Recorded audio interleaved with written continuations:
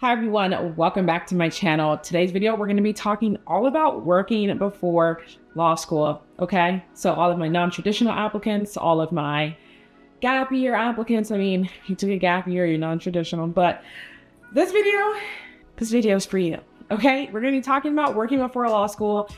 Does it matter what works, what doesn't work, what counts, what doesn't count?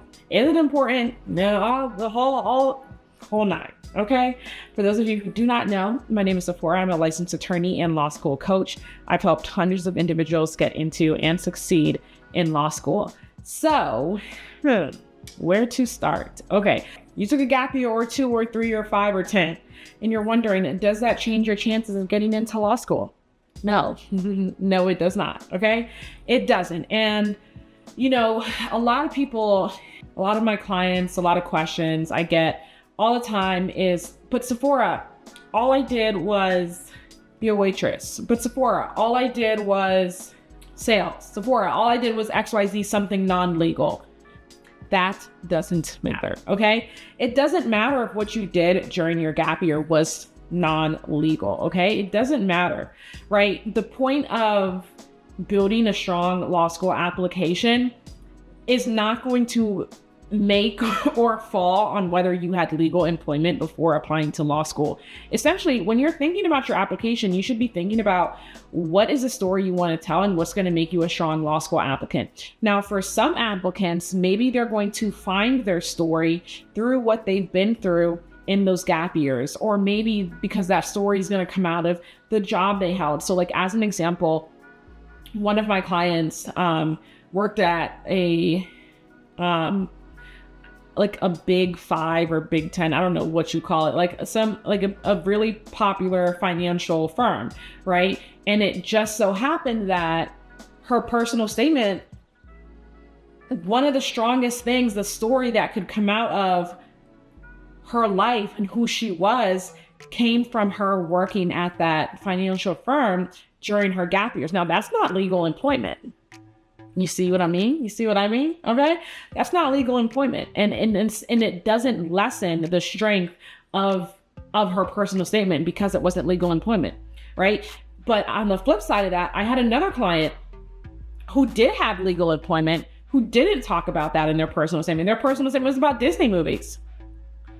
Okay. So I just give you that illustration to show you, one, it's not going to make or break your application. And two, you may not even talk about it in your documents, right? It may just be on your resume. And so don't think because you had a certain type of employment and it was or it wasn't legal employment, that's going to give you an edge, because that's just not necessarily true. Either give you an edge or hurt you, because that's not true, right? We get closer. So essentially, when you're thinking about building a strong law school application, what you're wanting to do is just show the admissions counselors that you deserve to be at their law school. You're building an application that shows them you have the qualities, you have the tenacity, you have the desire, you have the dedication to be a strong law student, to be a good attorney. And you're doing this through storytelling, right? And so whether or not your gap year has had or multiple gap years, you know, that's what I'm talking about, has had an impact on your story, it's different for everyone, right? Some of you, that gap year or multiple gap years, that is going to be a significant part of your story, because maybe something happened to you then that made you realize that that's why you want to go to law school. And that significant thing that happened to you then is what you are going to derive the story that you talk about, because you want each document to have one significant story, right? But for others of you, maybe that story is going to be something different. And I have a whole video already on how to build a strong law school application. So make sure you go watch that. It'll be somewhere here or in the description.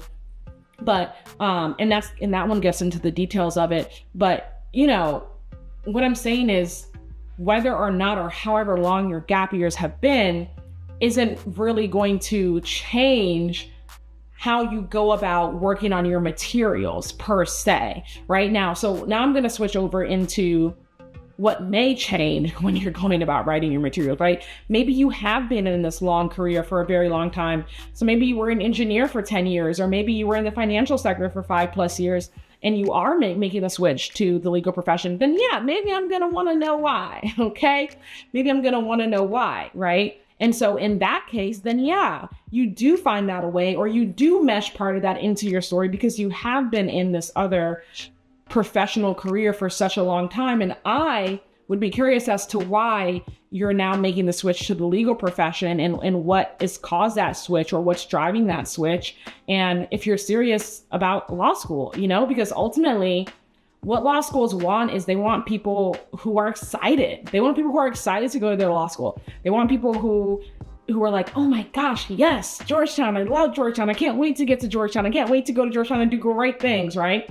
And so if you've been in this other profession for 15 plus years, I want to be sure, the admissions counselors wants to be sure, and when I say I mean me to my clients when I'm reading it, like that you're serious about law school and you're not going to go there and then drop out, because that's going to hurt the law school's numbers. No law school wants that, right? And so if that's your situation, then yeah, those gap years, however long, especially if you're in another professional career, maybe that is something that you do want to make sure is addressed, and you do it in a way that tells your story. Again, like storytelling is really how you connect. If storytelling is how you build a connection, it's how you build a connection through your writing and in person.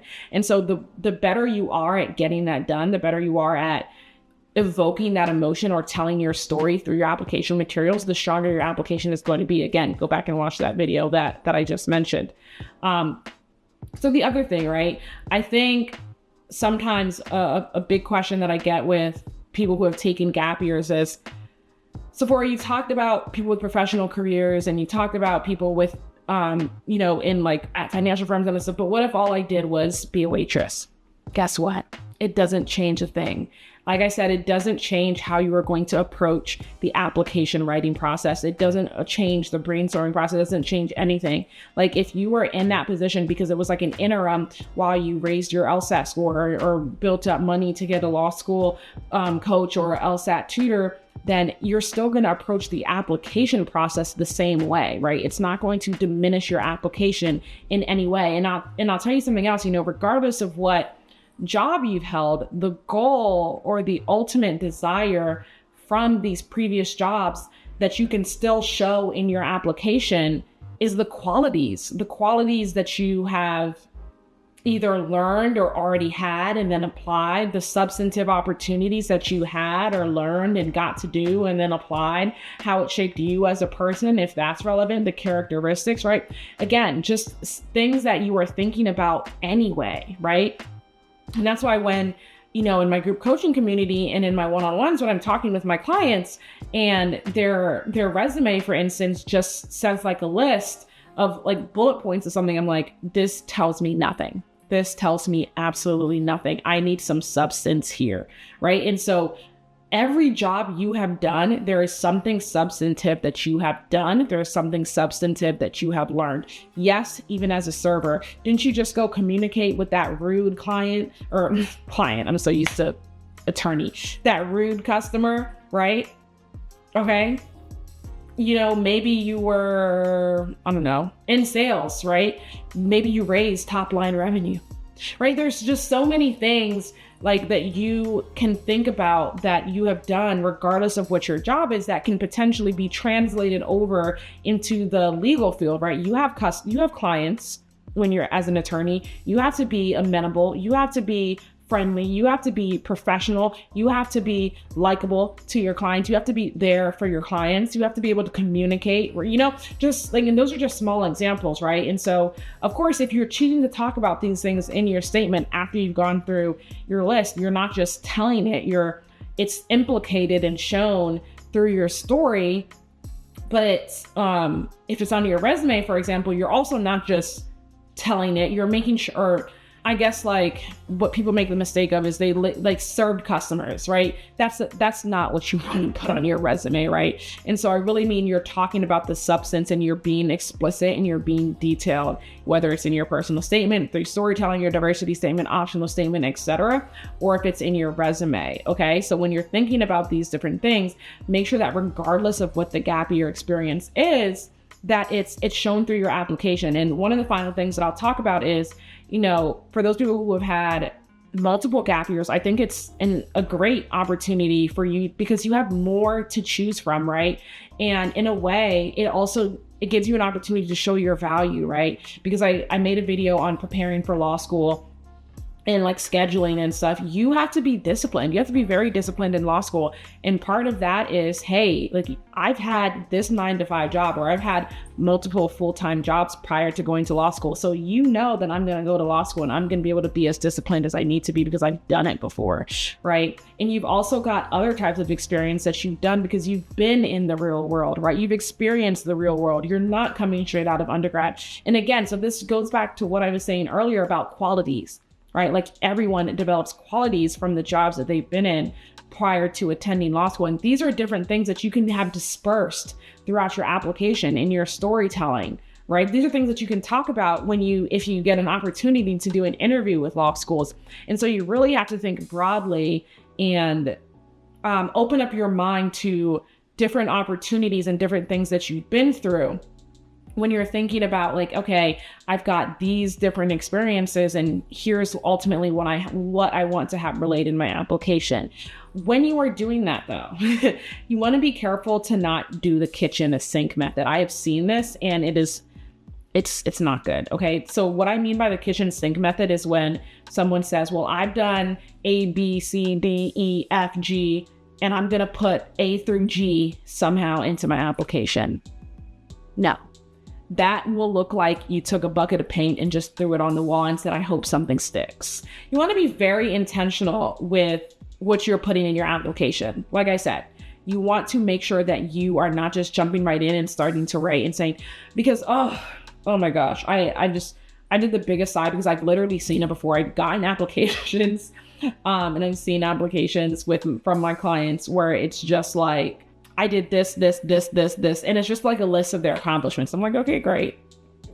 Wonderful. I'm proud of you, and that's not what you want to do. That is, and that would be in a personal statement or a diversity statement or optional statement. Like, that's not what you want to do, Like, it's great and those things are great. List them somewhere under like certificates and awards separated by semicolons on your resume in one line, okay? Do not take your personal statement or diversity statement or optional statement as an opportunity to repeat your resume or give a list of accomplishments. And I actually hate lists in your main documents anyway, right? And so really be selective and think about what it is you want to include in your application. From what I have seen from my clients, the most successful applications, like I said, are stories. It's stories about you. They're carefully chosen, they're carefully thought out, and they're well written, cohesive, concise, and clear. Okay, guys, thank you so much for watching this video. Make sure you visit toppingthecurve.com to view law school coaching opportunities. I've got an upcoming workshop. You can click the link in the description box, toppingthecurve.com/workshop to sign up for that workshop and view other law school coaching opportunities. Make sure you follow us on social media at Topping the Curve on Instagram and TikTok. And I will see you guys on my next video. Thank you so much for watching. Bye.